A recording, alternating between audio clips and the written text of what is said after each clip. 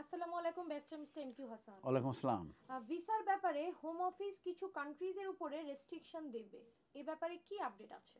এই ব্যাপারে যে আপডেটটা আমি দেখতে পেয়েছি সেটা হচ্ছে যে কিছু কিছু কান্ট্রির উপরে, দ্যাট মিন্স ন্যাশনালিটিস উপরে ভিসা গ্রান্টের ক্ষেত্রে রেস্ট্রিকশন আনা হবে। এটা সংক্রান্ত ব্যাপারে যে নিউজ সেটা আমরা বিবিসিতে দেখেছি 6 মে 2025-এ। এর আগে এটার উপরে রিপোর্ট হয়েছিল দি টাইমসে। তো সেটার বিষয়ে আমি একটু ডিটেলস ডিসকাশন করি। যে কিছু কিছু ন্যাশনালিটিসদের উপরে ধারণা করা হয় যে তাদের যখন ভিসা গ্রান্ট হয়ে থাকে এবং যখন তারা ইউকেতে আসে এবং বেশিরভাগ ক্ষেত্রে তারা এখানে ওভারস্টে করে এবং তারা অ্যাসাইলাম সিক করে থাকে এবং তাদের উপরেই এই রেস্ট্রিক্টরটা আনা হতে পারে এবং এটা করা হবে under a new government crackdown. Under home office new plan সেটা ফার্স্ট রিপোর্টেড হয়েছে, আমি বলেছি ইন টাইমসে।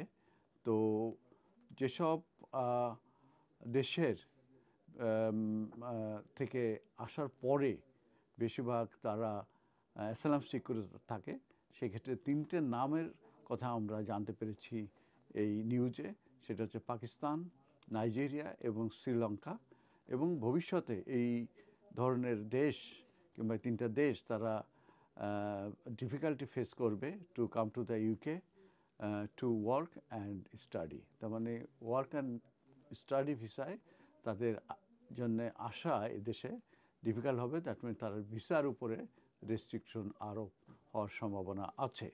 তো মিনিস্টাররা ধারণা করে যে কোথাও একটা সমস্যা আছে, যে যারা ইউকেতে আসে লিগালি অন ওয়ার্ক অথবা স্টাডি ভিসায় এবং তারা কুইকলি লজ করে ক্লেম ফর অ্যাসাইলাম, তারা অ্যাসাইলাম সিক করে থাকে এবং পরবর্তীতে তাদের গ্রান্টেড হলে তারা পার্মানেন্টলি ইউকেতে থাকতে পারে। তো একজন হোম অফিস যে স্পোক্স পারসন আছে উনি বলছেন যে তারা immigration white paper set out করবে খুব শীঘ্রই এবং সেখানে কম্প্রিহেনসিভ প্ল্যান দেয়া হবে এবং এই প্ল্যানটা দেওয়ার মেন যে কারণ সেটা হচ্ছে restore order to our broken immigration system. তার মানে ইউকের যে ব্রোকেন ইমিগ্রেশন সিস্টেম আছে সেটাকে রেস্টোর অর্ডার করার জন্যেই মূলত এই কম্প্রিহেনসিভ প্ল্যানটা দেওয়া হবে এবং এটাকে বলা হচ্ছে ইমিগ্রেশন হোয়াইট পেপার, যেটা সেট আউট করা হবে।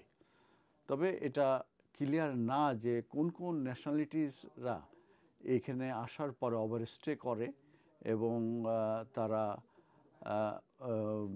অ্যাসাইলাম সিক করে। এটার কিন্তু আবার তাদের ক্লিয়ার স্ট্যাটিস্টিক্স তো পাবলিশ করতে পারে নাই। তার কারণ হচ্ছে এই ডেটাটা 2020-র পরে যে আপাতত এটা এক্সিস্ট করছে না। কারণ হচ্ছে যে এই সিস্টেমটা আন্ডার রিভিউতে আছে, কারণ এর যে ফিগার এটার অ্যাকুরেসির উপরে তাদের কনসার্ন থাকার পরিপ্রেক্ষিতে।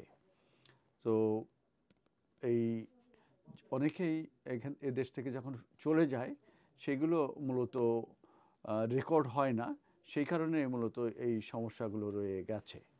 তো যখন কেউ ইউকেতে আসে, যারা ইউকেতে আসার পরেই তারা হয়তো বা স্টুডেন্ট হিসাবে আসে এবং কুইকলি তারা দেখা যাচ্ছে যে অ্যাসাইলাম রুটে তারা সুইচ করে এবং এটাকে হোম অফিস এবং গভর্নমেন্ট বলছে অ্যাবিউজ অফ দ্য সিস্টেম।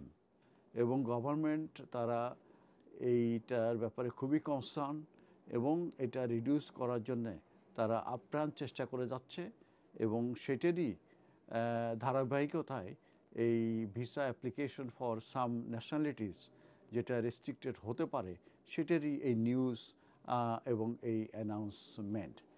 তো আমি একটু একটু স্ট্যাটিস্টিক্স দিয়ে দেই। সেটা হচ্ছে হোম অফিসের একটি ফিগারে দেখা গেছে যে 108,000 পিপল তারা অ্যাসাইলাম সিক করেছে ইন দ্য লাস্ট ইয়ার। আর হায়েস্ট হচ্ছে সিন্স 1979-এ থেকে তারপরের থেকে এই হায়েস্ট হচ্ছে 108,000, এটা গত বছরে। আর ইন টোটাল 10,542 এটা পাকিস্তানি ন্যাশনাল, তারা অ্যাসাইলাম সিক করেছে। আর শ্রীলঙ্কান আছে সেকেন্ড পজিশনে, 2,862 শ্রীলঙ্কান ন্যাশনালস। আর নাইজেরিয়া ন্যাশনালস আছে থার্ড পজিশনে, সেটা হচ্ছে 2,841। আর লেটেস্ট ফিগার যেটা দেখাচ্ছে 2023 এবং 2024-এ যে 732,000 international students in the UK, with most coming from India. That means 107,480 এবং চায়না থেকে আসছে 98,400, এবং এটা অবশ্য ড্রপ করেছে ইন 2024-এ। এবং স্যার কেয়ার স্টারমার, যিনি এখন প্রাইম মিনিস্টার আছে, উনি প্রমিস করেছেন যে টু রিডিউস বোথ ইললিগাল এবং লিগাল মাইগ্রেশন। উনি এখনকার যে লেবার গভর্নমেন্ট আছে তারা কিন্তু প্রমিস করেছে যে তারা লিগাল এবং ইললিগাল মাইগ্রেশন এটা তারা কমাবে। এবং যদিও বা নেট মাইগ্রেশন টার্গেট আগের সরকারের আমলে এটা কমাতে পারে নাই, এবং সে কারণে বলছে arbitrary cap has not had no impact in the past, মানে আগে যখন ক্যাপ দেওয়া আছে সেক্ষেত্রে কিন্তু এটা কাজ করে নাই। অতএব আমি ইন কনক্লুশন আমি বলছি সেটা হচ্ছে যে কিছু কিছু ন্যাশনালিটিসদের উপরে রেস্ট্রিকশন আসতে পারে, যারা স্টুডেন্ট ভিসায় আসার পরে কিংবা ওয়ার্ক ভিসায় আসার পরে তারা অ্যাসাইলাম সিক করেছে। অতএব এই ডেটাটা তারা বের করার পরে তারা মূলত যে এই ইমিগ্রেশন হোয়াইট পেপার এটা তারা সেট আপ করতে যাচ্ছে, এবং সেখানে তারা কম্প্রিহেনসিভ প্ল্যান দেবে। এই মুহূর্তে আমি আরও ডিটেলস বলতে পারছি না, তবে 3টে কান্ট্রির নাম আমি অলরেডি বলেছি।